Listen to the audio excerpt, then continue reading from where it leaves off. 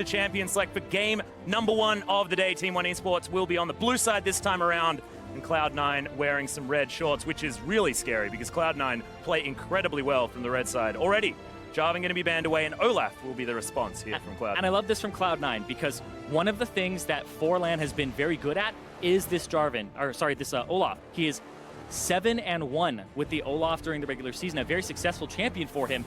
And Cloud9 has actually been very highly respecting what these play-in teams can do. The double bans towards top lane to stop, split push strategies before. And now you see Team 1 banning away Jensen, 2 bans to stop the mid lane domination and get Marv for better matchup. I think banning the LeBlanc is certainly something to get rid of some PTSD, Zyrene, because Jensen certainly put on a clinic on that champion. We are going to have some CSD numbers for you into the game, and they are not fun for Brazilian fans. Oh, not at all. We said about 39 at 10, and then at 15 minutes, it was even more than that. But that's the thing, is the domination that Jensen had over Bruiser. They're hoping they can circumvent that with the substitution of Marth in here.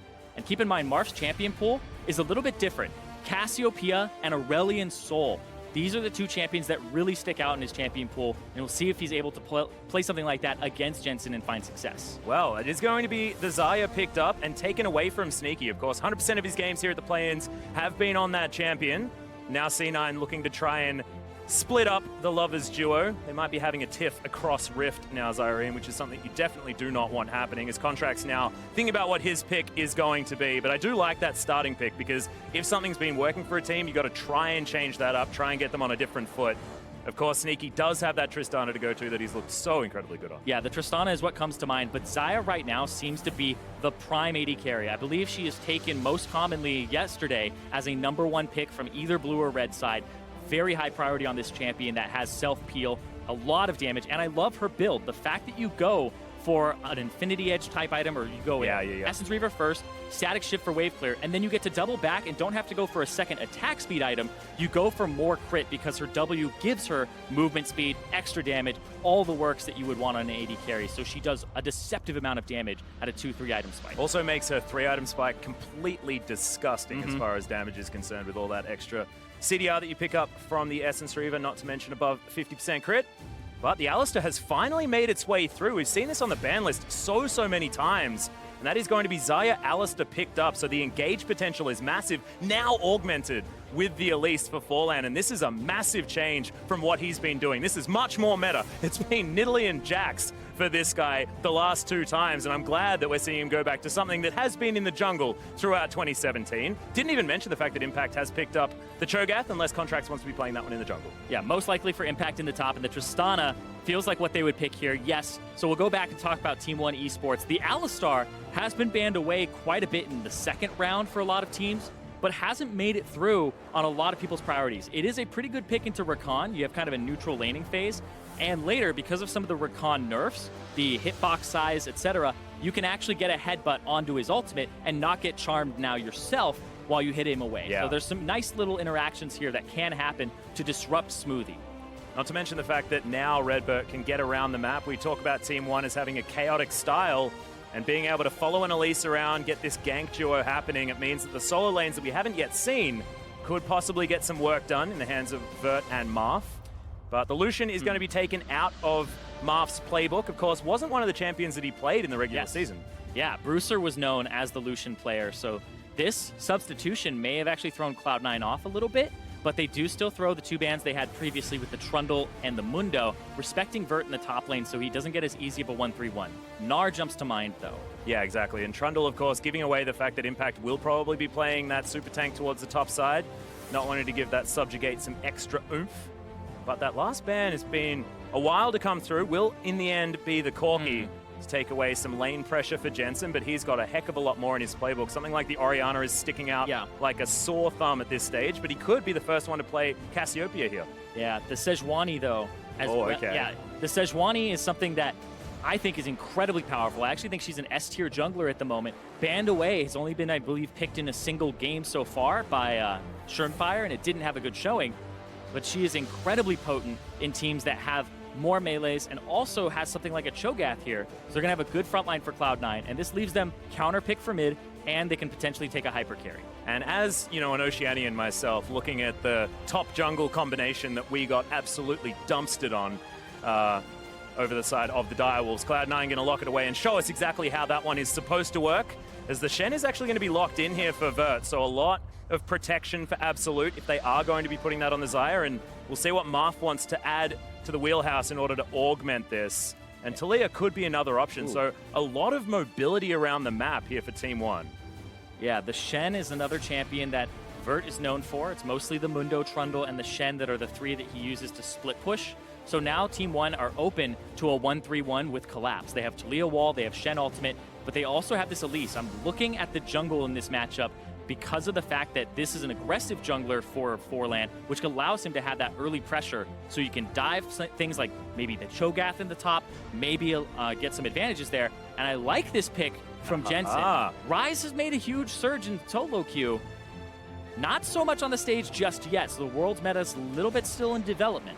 Yeah, we have seen it once so far here in the play-ins, and we know sort of by whispers about scrims that Ryze has been considered a counterpick to some of these matchups. Jensen thinking that Taliyah could be one of those options, and certainly the single target lockdown CC that they now have is despicable. You get that Rune Prison, follow it up with some Permafrost. C9's mid-jungle combo is going to be really, really frightening. And that's what happens every game, Cyrene. We always get contracts hanging out with Jensen. These guys are the Bash Brothers, and it's going to be hard for Marth to keep himself safe. However, you know, Taliyah has been safe.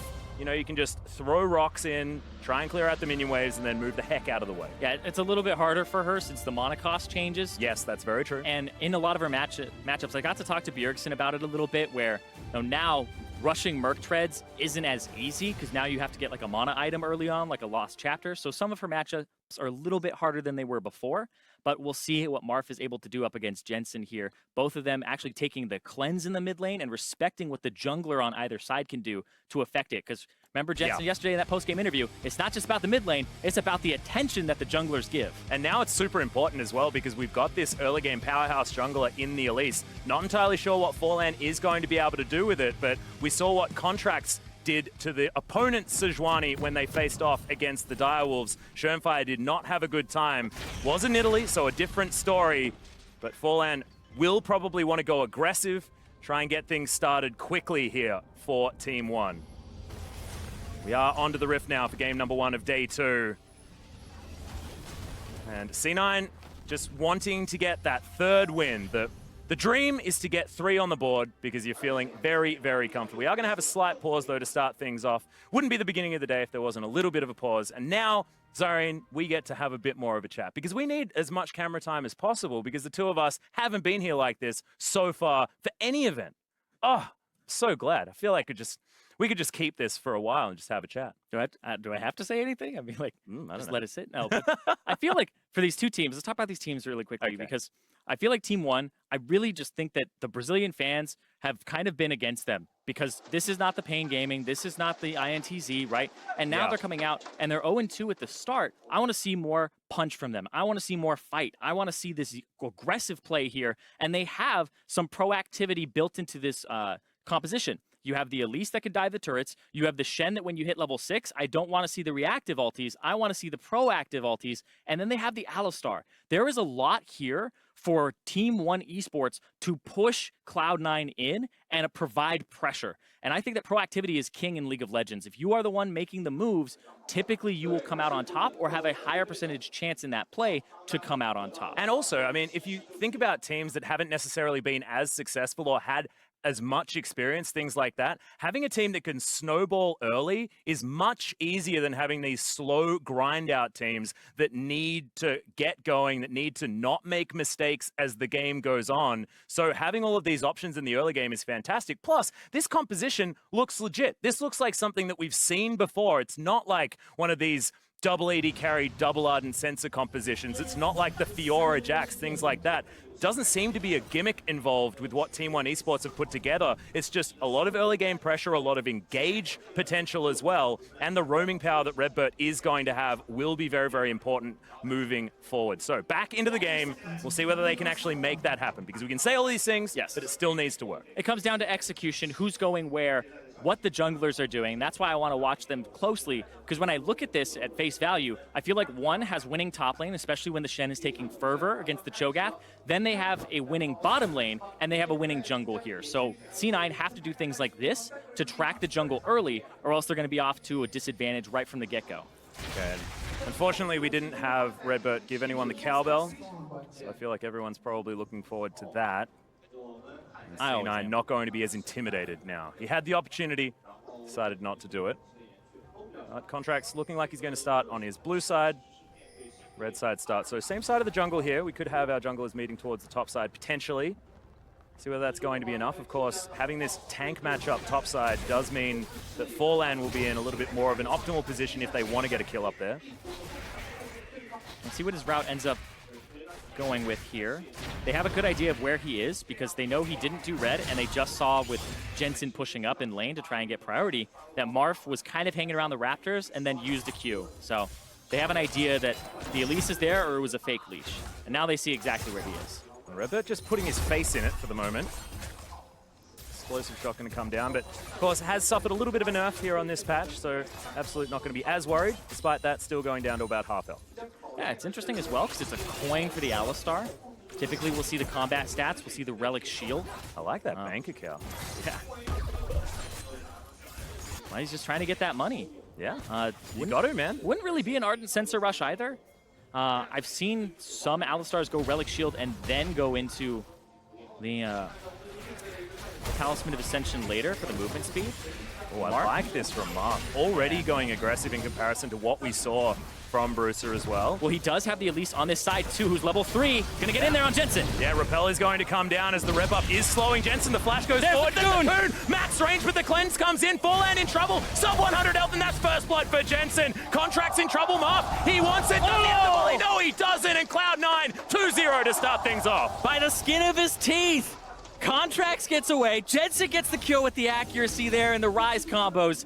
But that, for Team 1, was an ideal situation to pick up something, and they get outplayed. Yeah, you have to look at that play and think that Team 1 had so much of an opportunity. It can't be that they're feeding or anything like this. We do now have a red buff on Jensen, which is a disaster for Team 1, but that could have gone either way. There were pixels, there were minute timings that really played a part, so I am definitely impressed with how Team 1 played it. It's just unfortunate that it went C9's way. Yeah, Forlan runs up in spider form and has to then use combo and then turn over to his human form to get the cocoon. If you are opening with something like that instead and you're getting your EWQ combo in human and then swapping, it's more damage, and that's what matters in these little skirmishes, is how much you can milk out of these fights. Well, Smoothie taking a lot of damage here. The trample from Redbert really doing some work. As of course, Rakan, not exactly known for his tankiness in the early game, especially when you take that coin to start things off. Contract's now slinking around as best a pig lady can do. Yeah, and once again, mid lane, mid lane, mid lane, mid lane. Elise is here, Sejuani is here. Surprise. Elise is here 2 seconds later, and now they're gonna try it again. There's the cocoon. Yeah, good movements forward, but it's not gonna be enough here for Marv. Jensen just moves his way in. That's gonna be an easy third kill for C9. Repel comes down, but there is not a lot of locations for him to go, and an easy double. Now Jensen already off to a flying start, 100% kill contribution, 3-0-1. This is a disaster in the making for Team 1 Esports. I feel like the repel there as well. That was something that you didn't have to do. It gave more time for Jensen to get cooldowns back. And this right here, we can see Contracts is literally just 2 seconds faster to the gank than the Elise is, and that's what makes the difference. If the Elise is there first, she'll get the combo onto Jensen, and then you have to outplay from there. But this is right from both of the sides. Yeah, I mean, you're just repelling to see your death for a little bit longer. There was no way he was getting out of there as Redbird. Nice double. Pulverize does come in. Not exactly kill damage here, but a lot of harassment going down. It's absolute full health. Feeling comfortable, just a little bit upset about how the rest of the map is going, because there's a 2,000 gold lead at 5 minutes for C9. Yeah, and it's off that mid lane. It's just 2-on-2 skirmishes, and the jungle mid of Cloud9, you can see, is just a little bit better in timing, a little bit better in that synergy, and that may even just be, you know, the repetitions that Marth has had in the lineup. He's actually played less games than Bruiser. How much time has he had to synergize with Forlan? But Jensen and Contract's been playing together the whole split, the whole year, right? Contracts was brought on as a rookie and has kind of been, you know, a mid laner's favorite jungler, because Jensen's been able to kind of craft him into what they need here. contracts, exactly. Just following him around. Feels like how we used to talk about Maple and Carsey, you know? It's like they were almost the entirety of the Flash Wolves for about a season there. Yeah, and now Contract's doing the same thing for Jensen, making him look like a god. But also, you think about the games yesterday, where we were talking about C9 in a diverse style. Contracts played a full AD Rek'Sai, then he played things like the Nidalee, right? Yeah, so pretty now, full AP Nidalee as well. Showing the fact that he can play a diverse style, that Jensen can play things like this Rise, as well as the Sejuani for Contracts, and now he's going top again. This was once again something he did the other day, and now he's got Contracts and Jensen. They're just teaming up here. Yeah, Vert is in a lot of trouble. Moving out of the way as Jensen's just going to Realm Walk his way forward. Vert at least underneath the turret as he flashes his way forward. Now he has no way to dodge incoming CC. Impact does need to hit the Ruptures. Yeah. But he could waste some time here. Buying time. That's what he's doing. He's going to go down, though. Yeah, Talia is going to be moving towards the bottom side to try and capitalize, but you can see C9 very intelligently just hanging out underneath their turret, not going to give them any space to work with. Vert does have his teleport, so he can get back up to that lane, but now 5-0 for C9. Yep, so much control. Yeah, but this Infernal Drake will go over because of the time that Vert was able to buy, and that blue buff's going to go over to Mark. So they're going to try to get something back in this mid lane, which has been an absolute disaster. Rise, Jensen also started with a Dark Seal. 8 stacks already for that damn thing. He's got so much AP that's been stacking up. And remember, the Rise buff was a 0.4 increase on the ratio of Rune Prison. Typically rises by tier into Catalyst, and you have no AP. So that buff doesn't even come online until later, but now you're already looking at a bonus of almost like 25 damage to what his W is doing on this patch versus before.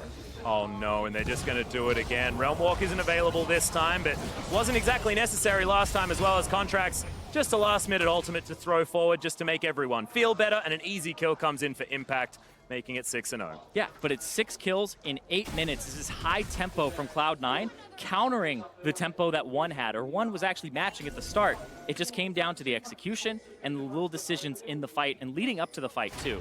Yeah, and it feels like just that one moment early in the game has just been so perfectly capitalized on by C9. They know exactly what they need to do in order to snowball this forward, and they're making all of the aggressive moves that they need to, moving that gold towards the top side as well. Now a 2-0 Impact purely because Jensen was so far ahead, Contracts was so far ahead. And is Sneaky going to be dead? No, he's not. Nah, he's actually been winning this lane by himself. Sneaky has been able to win this lane with Smoothie, just pretty much off of just the matchup, which you typically would say would go in favor of the Xayah with the trading potential, but he's been able to just CS a little bit better without attention. Yeah. And we're talking about like mid lane and how it kind of just went a little bit C9's way, and that's made the difference. But I got to give credit to One that it was the right idea to gank mid and be aggressive, and then to repeat because all summoner spells were down, right? All flashes on both Jensen and Contracts as well as his cleanse, but same with Team One. So both Contracts and Forlan had the exact same idea, and it's the appropriate play. Yeah, this is the thing. It's not like they made a mistake or anything like that. It's just that 2 kills that went down early on. Yeah, I would say from a macro perspective, it just didn't work. Exactly. From a macro perspective, it's the right thing to do. From a micro perspective, it's just a little bit of an execution error and a timing error. Before land down bottom, trying to get something in a lane that he hadn't visited before. Yeah, finds the cocoon, and that's the grand exit. With the quickness available as well, means Smoothie is going to be fine. We'll have to go back to base, but it's another failed gank, unfortunately, there for Forlan, and all summoners still held on to. Yeah, turret race time. Oh, looking for Vert. We do have a Glacial Prison available, but Contracts decides not to throw it forward. Marth now looking for more, but they will just grab this first turret gold over for Team 1 Esports. So that will get them back within touching distance as far as money is concerned, but C9 still just happily scaling up. Remember, this is a Rise. He's going for his Rod of Ages. He's going for his Seraphs. Like, oh man, this is frightening, Zyrene. Yeah, the big difference here is when you look at what's happened in terms of the split map, look at the top side for Cloud9. They've warded up everything, but hold on. Sneaky's going to get out. Weird. Mark, though. That was like an extra boosted rocket jump as the flash does come out. Forlan finds nothing. He's going to get killed by the turret. Thankfully, he wasn't touched by anyone on the side of C9. And Team 1, once again, absolutely no joy for any of these ganks. Yeah, and they're going to get that top lane turret taken away from them, and Cloud9 are going to keep pushing. And what I was talking about is all of this vision that's near the blue buff of One, and Cloud9 have control of this quadrant.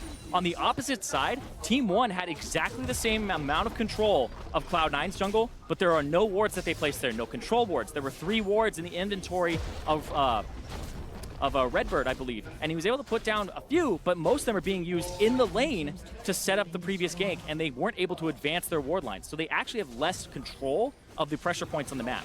And right now, it actually looks like they've got less champions on the map as well, because the inner turret falls on the top side. We've got this mid lane turret getting a lot of chip damage from Jensen. So Redbird now has to get himself back towards said turret, offer him some sort of protection, but yeah, close to a 5,000 gold lead at 11 minutes is nothing to scoff at, and that is only going to continue as the whole outer ring. Actually, no, because one of them was an inner, but that outer turret in the mid lane is very, very important as far as getting map control, and C9 barely needed any help in that regard. Yeah, and you know exactly where they're going next. They're going to kind of make you right, Atlas. They'll go get that outer ring. They want that. But right here, once again, the mechanics come into play. The rocket jump. Outplay with the rocket jump. Mark comes in, and then Forlan with the flash forward.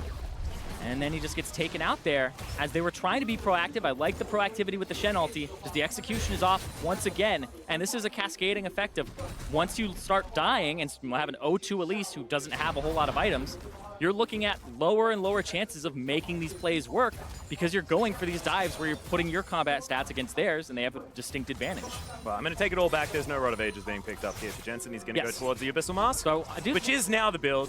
Well, I'm stuck back in time when it comes to Rise. It's either or, to be honest. You can go for the Rod of Ages. I've seen it many times, but this is another thing that allowed Rise to come back in is when they have multiple sources of magic damage, you can build that Abyssal Mask, even though Impact did exactly the same thing. Feels a bit redundant. Right? It does feel redundant, but at the same time, it's got CDR on it. It's a little bit better for Rise in that regard compared to the Rod of Ages. It doesn't scale up with the AP, which you would think would be better, but the magic resistance is the big ticket there. It's not going to hinder his damage much, but he'll have that extra survivability, which honestly, Rise is a machine gun mage. Survivability is key once you're ahead.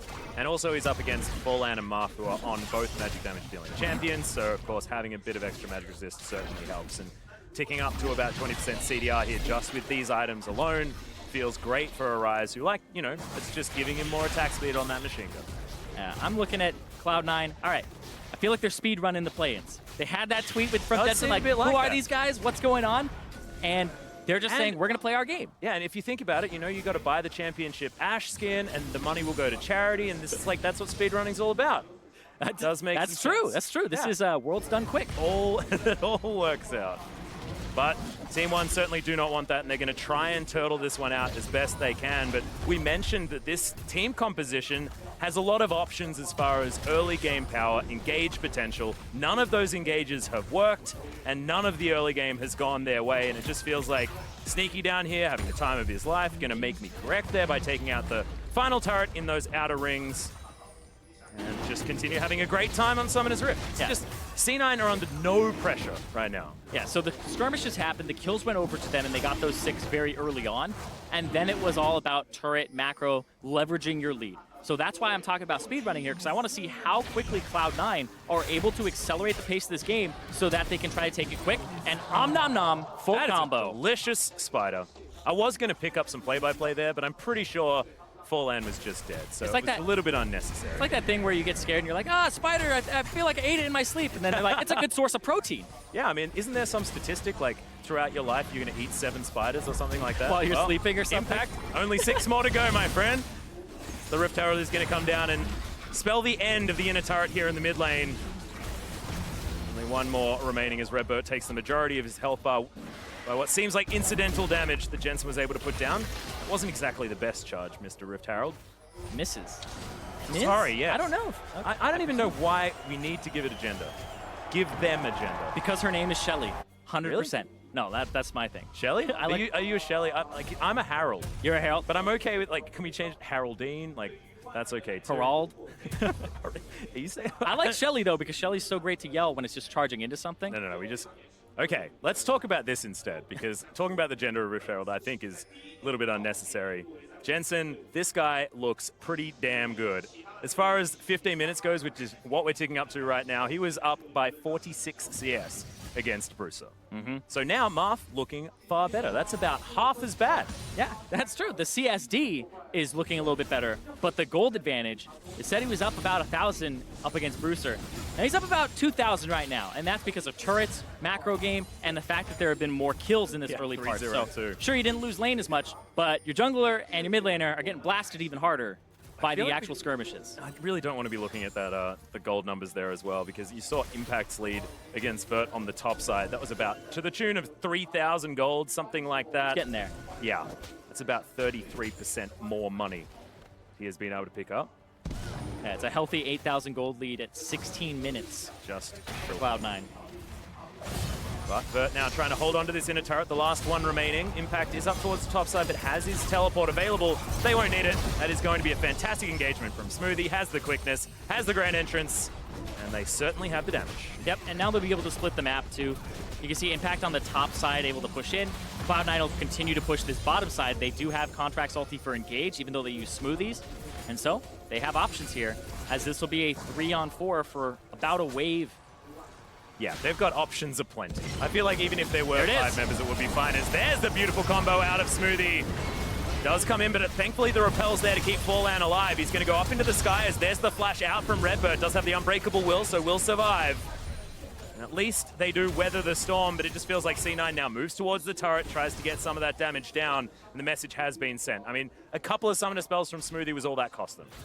Yeah, but they got turret damage on the top side from Impact, so able to whittle a little bit away at that turret. It's not too much, and they were able to force them off the bottom part.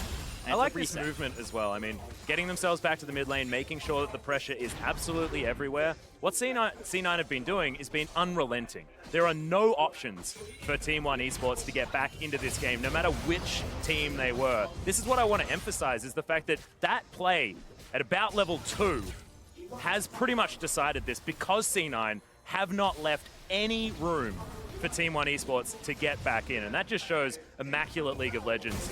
And it wasn't necessarily what we were seeing out of C9 when they were playing against CLG, when they were playing against Dignitas. All of these months ago, there were mistakes made, there were mispositionings, and that flat out has not happened here in the play-ins. Yeah, they've been able to outplay, and it feels like they've been doing a lot of that boot camping. Like we saw Jensen end up playing a Galio that he had never played before in the NALCS ever. It was his first game, even though it was pretty good since Rift Rivals, and even before that. Talking like MSI coming off of that tournament, and Jensen playing the Rise here. And it's a bit of a different Rise paradigm. Ever since he got nerfed on things like the cooldown of the E and like the build-up of the damage, etc., it was 3 points in Q, 5 points into E immediately after that. So it was a little bit different than just the machine gun using the E at the rank 1 the whole game. So just for people out there who want to pick up this Rise that now is building Abyssal Mask. Yeah, getting a little bit of that world's meta taste. And I'm totally okay with having 2 Abyssal Masks here now, because Impact and Jensen have not been near each other. They don't see each other, Yeah, so split pushing Cho'Gath means that there's none of that redundancy that we were talking about, and it feels a lot better. So those at home with the OCD wanting to make sure that you can maximize team fights, don't worry about that. Jensen and Impact will not be hanging out together. And I was about to say that Forlan's going to check this Baron, but he's not even here for another minute. Yeah, only 19 minutes into the game. This feels like a faster game. Pretty sure this is probably one of the fastest games that we've had so far as getting to this kind of gold lead for Cloud9. Well, so far, we've seen a 27-minute game from Cloud9, a 30-minute game from Cloud9, and a 25-minute game from Direwolves against Team 1 Esports. So Team 1 has been the victim of a 25 and 27-minute loss. How fast is this one going to be? This is the question. I kind of want it to be 23 minutes just to make sure that we have some sort of sequencing going. Just keep going down. People are learning. Yep. And they're certainly setting themselves up for that, but probably waiting for some sort of Baron buff. Try and get those minions able to break open the base. Impact on the bottom side, getting things shoved forward. As the teleport is available, you can get 25. I feel like what Cloud9 will do is wait for the Baron, bait the Baron, turn instead of doing the Baron, because it's a higher variance play to do it, and this is exactly what they're doing here. You do have the Realm Walk to come in, but it is interrupted, so Jensen not going to have that opportunity. Nice double knock-up comes in, as Vert does have to get himself out of the way. Forlan survives for longer than he probably should have, but does eventually fall down, and Sneaky says no to Redbird. No more jungler available. C9, pretty textbook move towards the Baron. Yeah, when you're 10,000 gold up, you don't need to start the Baron. You deny vision of the area, wait for them to walk up, use your 10,000 gold advantage, kill them, then you go for the Baron. It's much easier to take lower variance play, and you're able to just pick that up. Is there really a bad decision to make when you're 10,000 gold ahead? There 20 minutes into the game. From my solo queue, I will tell you there are a lot of decisions you can make at 10k up. Okay. That will lose you. We were talking about PTSD earlier. I do not want to trigger yours at all. Too late. Okay, well, C9 going to be pushing up some Baron-empowered minions. Jensen going to be doing the same thing, but in the mid lane. Just making sure we get these Abyssal Masks away from each other, and Sneaky turret pushing Queen herself, Tristana, will be helping him out, getting rid of this turret very, very quickly. Yes. Impact get to work on the inhibitor, but it looks like they don't even really care about that. They just want to open up this base as much as possible, give them some more room on the killing fields as they look to take down Team 1. 21 minutes now into the game, as this could be the final team fight moving forward. Marth in trouble. He's taking so much damage. Was that Vorpal spikes that did that? I think Sneaky was auto-attacking. We're okay. Yeah. Impact's not doing that ridiculous damage. So the first inhibitor is going to fall. Inevitably, the second one is going to follow. And this has been utter dominance. 15,000 gold the lead. The point-blank ultimate is going to land, and that is no more Talia. Forlan also going to fall down almost incidentally once more, and Bert, he's in trouble. That's 4 swift kills. Absolute no options whatsoever as Impact. He looks basically unkillable. He's at low health, but who even really cares? That still means he's got about 1,000. Nexus turrets now taking fire, and Absolute just has to look on as his base gets decimated. C9, you thought they looked good on day 1. They look damn good starting off day 2. Direwolves had some choice words after that game saying that they'll come back. Chippy's saying, don't worry, Impact, I'll come at you next time. But man, this is looking like a terrifying Cloud9 to go up against. Chippy's saying, you know, we're ready. Cloud9 saying, come at us. 22 minutes, 19 seconds, 14-0 in kills, absolutely obliterating Team 1. And Cloud9 will be able to move on to the play-in knockout stage after this win. Yeah, they will. That makes them 3-0. No one is going to be able to catch up to that scoreline, so they'll be waiting at the top seed for the second seed team from one of the other groups, of course, to come in. Direwolves can still catch them with a 2-0. Oh, that's true. That's true. But they have locked in either a first or second seed in the group, so Cloud9 are moving on. You don't know what position just yet, but still, they can kind of take solace in the fact that they will be playing a best of 5. They still have all of kind of the options in their hands. And man, 22 minutes, the fastest game so far.